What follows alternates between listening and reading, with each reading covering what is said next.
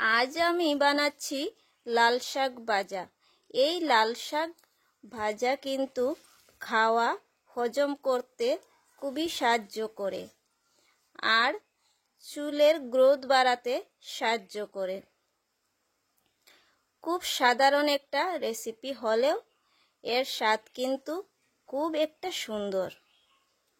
লাল শাক বানানোর জন্য আমি লাল শাকের পাতা নিয়ে নিয়েছি আর ভালো করে ধুয়ে পরিষ্কার করে নেব।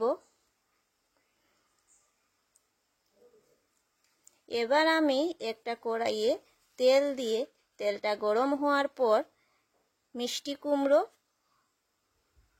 ভেজে নেব। অল্প করে মিষ্টি কুমড়ো ভাজবো। তার মধ্যে দিয়ে দেব লবণ আর হলুদের গুঁড়ো দিয়ে একটু হালকাভাবে ভেজে নেব। বাঙালি বাড়িতে দুপুরে এরকম একটা শাক ভাজা থাকলে খাওয়াটা খুবই জমে যায়। শাকটা কিন্তু দেখতে খুবই লালচে হলেও খেতে খুবই দারুণ।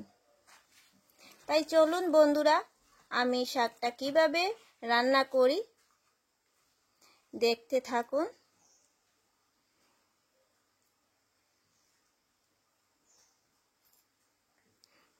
তো প্রথমে দিয়ে দিলাম কড়াইয়ে তেল। তেলের মধ্যে দিয়ে দিলাম দুটো শুকনো লঙ্কা আর জিরে ফোড়ন।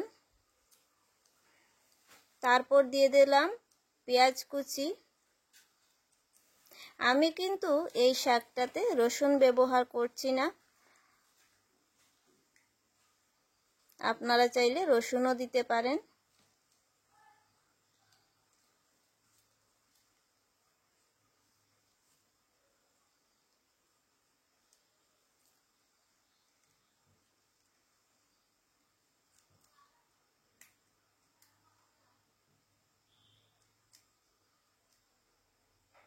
তো ফোড়নটা ভালো মতো ভাজা হয়ে গেলে আমি দিয়ে দেব লাল শাক পাতা।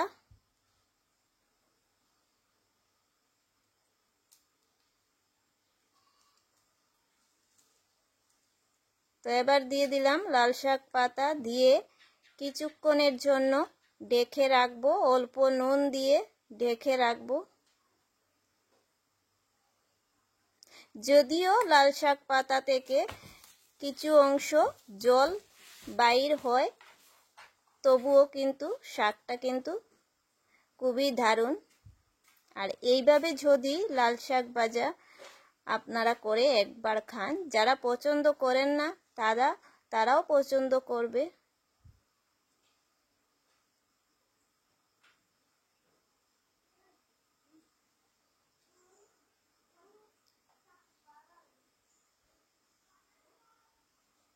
তো 10 মিনিটের মতো ঢাকনা দিয়ে রাখবো। 10 মিনিট পর আবারও চলে এলাম।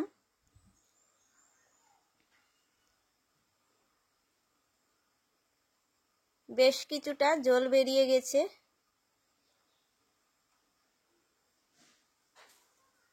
এবার একটু নাড়াচাড়া করে তার মধ্যে দিয়ে দেব যা যা মশলা ব্যবহার করব, দিয়ে দেব এগুলো। দিয়ে দিলাম হলুদ গুঁড়ো, লঙ্কা গুঁড়ো,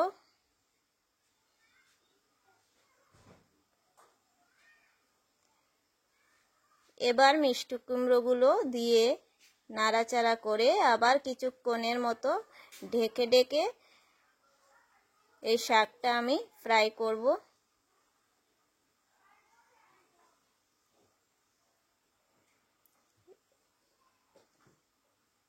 এবার অল্প জল দিয়ে দিলাম।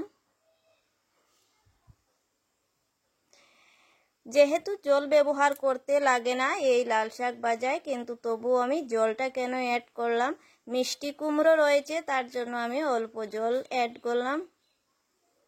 মিষ্টি কুমড়োটা সেদ্ধ হওয়ার জন্য জল দিয়ে দিলাম। দিয়ে ভালো করে ফ্রাই করে নিতে হবে।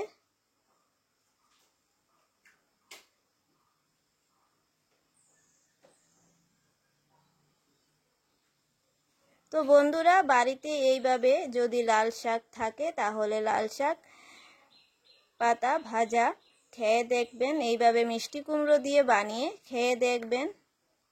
আর আমার এই রেসিপিটা যদি আপনাদের ভালো লাগে তাহলে লাইক কমেন্ট শেয়ার করতে ভুলবেন না, অবশ্যই করবেন। আর চ্যানেলে যারা নতুন আছো চ্যানেলটিকে সাবস্ক্রাইব করে নিচের দেওয়া বেল আইকনটি প্রেস করে নেবেন, যাতে আমার নতুন ভিডিও আপনাদের কাছে তাড়াতাড়ি করে পৌঁছে যায়।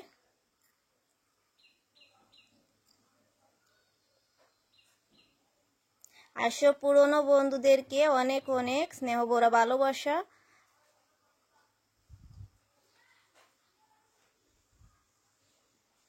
তো বন্ধুরা, দেখতে কিন্তু খুব একটা বেশ সুন্দর হয়েছে, আর খেতেও কিন্তু খুব সুন্দর হয়।